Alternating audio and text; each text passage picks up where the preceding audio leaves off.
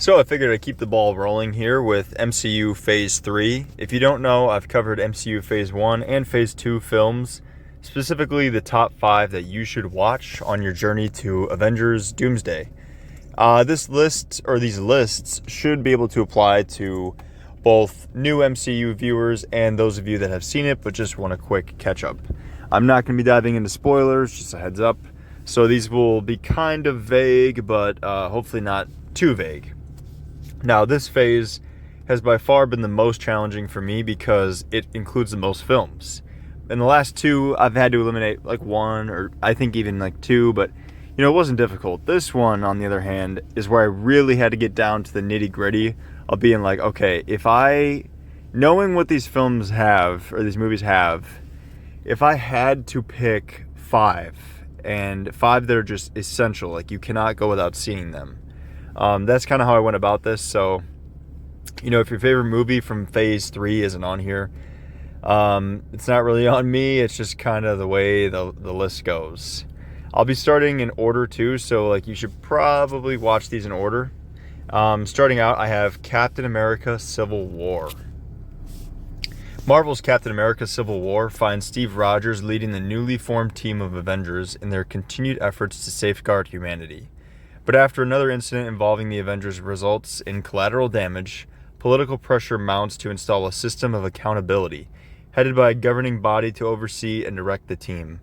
The new status quo fractures the Avengers, resulting in two camps, one led by Steve Rogers and his desire for the Avengers to remain free to defend humanity without government interference, and the other following Tony Stark's surprising decision to support government oversight and accountability. This movie is huge for multiple reasons. Okay, number one, as it mentions, it kind of fractures the Avengers team. And this is a Captain America movie technically, but most people, myself included, basically think of it as an Avengers movie just because of the sheer scope. This is another good one because in my previous, rankings, I had to eliminate Ant-Man. And this one has Ant-Man in it, so if you missed him there, you get a good scoop of him here. You kind of get an idea for where he's at. You don't absolutely need to see his movie to understand it, so it works really well. You get a ton of characters, though. You also get the introduction of one very special character, which is why I will be leaving at least one of his movies out. I haven't fully decided yet on if I'm leaving the other one out, but so this movie's huge for those reasons, but also just what it does for the team, especially leading up to the next two Avengers movies that we do have in this phase. This one is essential viewing by far for just what it sets up in this this current phase that you will be in when you're seeing this, at least ideally. With that being said, I can't get too far into much more into spoilers, but just know it's crazy. It's a really good movie. Sometimes when people are exploring new universes or new movie universes, I feel like there are certain movies that people feel are overhyped. I will say between this and Winter Soldier, I don't think they're overhyped. I think it's pretty damn good, So that reason, but also all the ones I listed, this one is pretty essential in my opinion. Next up, I have Thor Ragnarok. In Marvel Studios' Thor Ragnarok, Thor is imprisoned on the other side of the universe without his mighty hammer and finds himself racing against time to get back to Asgard to stop Ragnarok, or the destruction of his homeworld and the end of Asgardian civilization as we know it, at the hands of an all-powerful new threat, the ruthless Hela. But first he must survive a deadly gladiatorial contest that pits him against his former ally and fellow Avenger, the Incredible Hulk. Yes, you heard that right. I don't consider this a spoiler, which is why I included it, because it's in the trailer. So, do with that what you will. Plus, it's been out since, it came out in 2017. So, damn near a decade. Either way, this one, you'll see this with all the movies actually I list here. It's important for layered reasons. Number one, I mentioned in my previous two rankings that Thor's journey is a very, in my opinion, satisfying one. Now, do what you will with Love and Thunder, but That being said, it is a pretty satisfying one, and this one is another movie where you really see his growth, and it's also one that's pretty essential to seeing where he ends up in Infinity War, because I will say it's very jarring if you jump from phase 2 to Infinity War in this phase, because we don't see Thor in Civil War or anything else really before Infinity War besides this. And if you don't have this, I think it will kind of mess with your viewing experience. You can be like, what the hell happened to Thor? So, with that being said, I do think it is essential to watch this for that reason, but also, it touches on his relationship with his brother. His relationship with Banner grows stronger as well, which is a part of a future movie I'm going to talk about. And just the ending alone of this movie literally leads directly into Infinity War. And I guess you could see this, or could see Infinity War without seeing this and not be confused in that aspect. But then again, like I said, I mean, we haven't seen Thor before Infinity War. If you skip this, you won't see him. So, that's where it might get a little bit confusing, and that's why I think this is essential viewing. Not to mention, like I mentioned, the other characters it has in it. It has a pretty big death. Without getting into who it is, it has a very big death. So yeah, this one is pretty essential in my opinion. It's one I always watch, and not to mention, it's just a really good movie. Now, I will preface, there is a movie on this list that I don't think is a very great movie, but it's still essential. Anyways, moving on. We have Avengers Infinity War. An unprecedented cinematic journey, 10 years in the making, and spanning the entire Marvel Cinematic Universe. Marvel Studios' Avengers Infinity War brings to the screen the ultimate deadliest showdown of all time. As the Avengers and their allies have continued to protect the world from threats too large for any one hero to handle, a new danger has emerged from the cosmic shadows: Thanos, a despot of intergalactic infamy. His goal is to collect all 6 Infinity Stones, artifacts of unimaginable power, and use them to inflict his twisted will on all of reality. Everything the Avengers have fought for has led up to this moment. The fate of Earth and existence itself has never been more uncertain.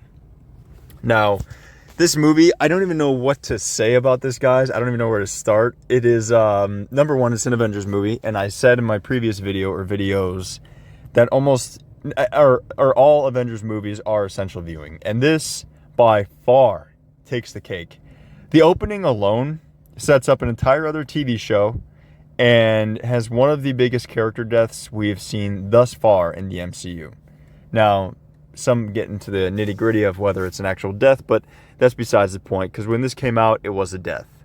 That being said, this is the scale is gigantic, but still somewhat intimate, if that makes sense. You care about all the characters, obviously.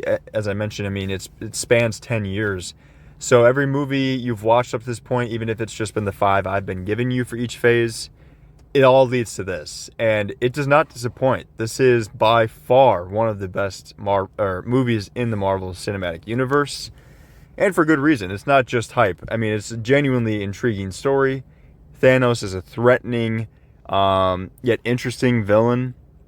It bands together characters that you've never seen interact, and frankly, ones I never thought I would see interact.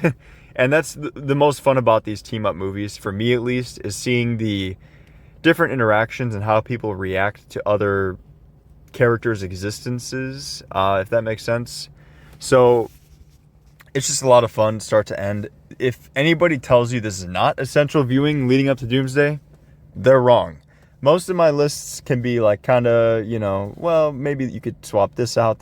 No, this and Endgame are just essential. It's just the fact, it's the culmination, and Endgame is the conclusion of that culmination. But this sets everything up in a way, and I think a lot of it will carry forward even into Doomsday.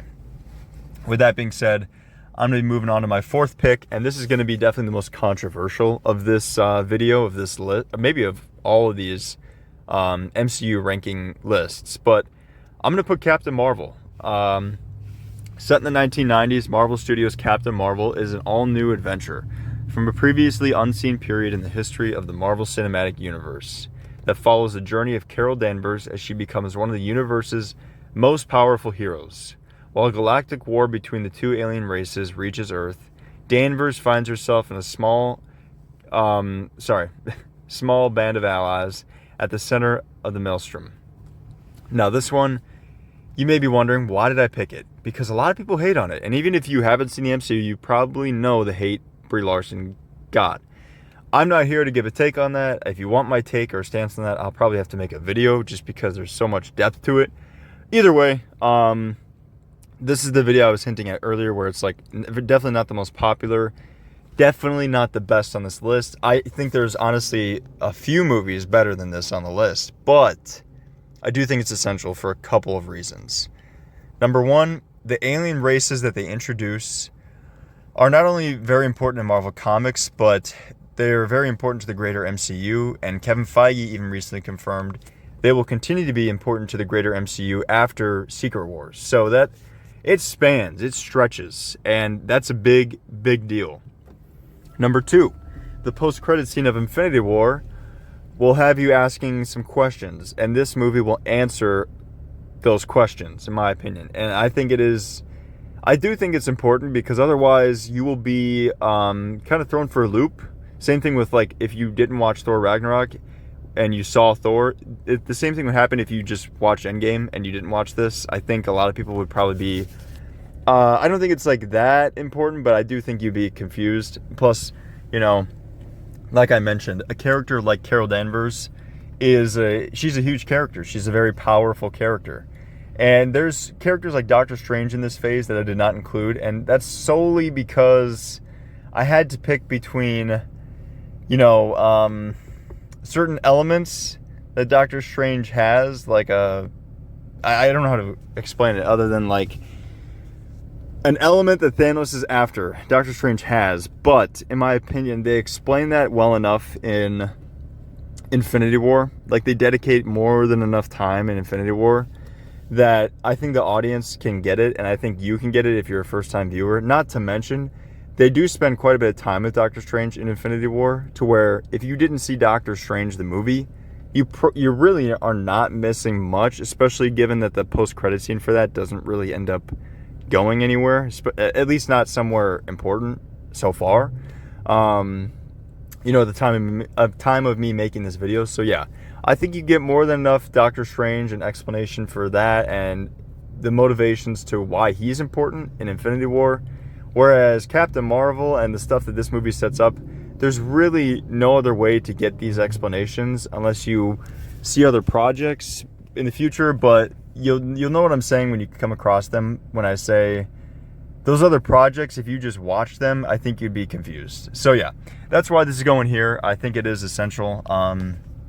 Again, not taking a stance. I'm not saying it's better than Doctor Strange or some other movies on this list, because if I had it up to me, I would put both Spider-Man films on here just because I like them so much. But that being said, we're moving on to the last spot, and you guessed it, it's Avengers Endgame.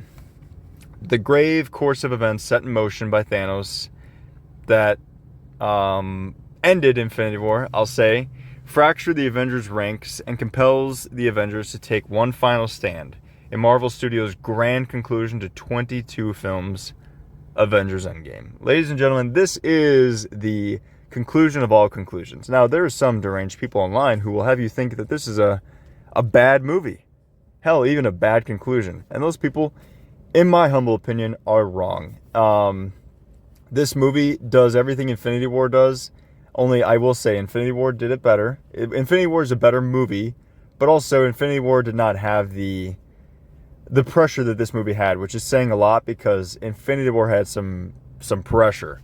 But this one balances everything Infinity War did while simultaneously coming up with a conclusion to 22 films for so many characters that have been literally the hearts of this franchise, of this conglomerate. And it does it in an emotional and what's the word? I guess like pleasing way, or like a satisfying way, where it's like, wow, this ends and you're like, you know what? If this had to be the end of the MCU, I'd probably be okay with that. Like, this is kind of okay. But yeah, I mean, this movie builds on all the movies I listed before this, both in this current phase, but also the phases before. The elements it deals with, the wrap up to the villain, the other things it sets up while in the plot, specifically like the third, or I guess maybe like second act, depending on where you look at it. But yeah, this movie sets up multiple like shows and like movies and characters and dynamics and relationships, and it ends relationships and dynamics and stories. It's just it's huge, and I know it's going to be very impactful for Doomsday. Again, I cannot mention why exactly, but you guys will just have to trust me if you can that this will be pretty integral to Doomsday if my sources are correct. Yeah, I think Endgame is just a masterpiece. Honestly, I don't care what anybody says about how it's overrated and stuff. I've talked about this in I think my Batman suit ranking video, but I don't really think something can be overrated. I think something can be overhated, but overrated, I mean, I feel like if enough people are talking about it for it to be overrated, then it's kind of perfectly rated. But that's besides the point. This movie is by far essential. And if I had to pick three, it would easily be Civil War, Infinity War, Endgame. If you have to do the quick and easy, those would be the three. But yeah, this is my top 5 for Phase 3. It was a very tough list. If you guys don't know, Phase 3 has quite a bit of movies. It has Civil War, Doctor Strange, Guardians 2, Spider-Man Homecoming, Thor Ragnarok, Black Panther, Avengers Infinity War, Ant-Man and the Wasp, Captain Marvel, Avengers Endgame, Spider-Man Far From Home. And honestly, I like most, if not all, movies in this phase. I'm still kind of hesitant on Far From Home, but all the other ones I think are good watches. So if you have the time, I'd say watch them. If not, definitely go with these top 5. I think you'll be golden. But that's pretty much about it. If you guys liked what I had to say or didn't, let me know down below. If you are avid viewers of the Marvel Universe, let me know your pick for the top 5 you would choose, and how you would rank them. If you have not seen the Marvel movies and you're using this as a kind of a guide, go watch these. Let me know what you think. Come back, comment, let me know what you think. But yeah, if you stuck around, I appreciate your time. I know it's very valuable. I tried not to waste too much of it. But this is a big phase. This is a big deal. So picking these 5 was very important that I got it right, and I hope I did. Like I said, though, this is just my opinion. So if you think it's wrong, then do what you want. I'm not your dad. So, until next time, guys, I'll see you in Phase 4.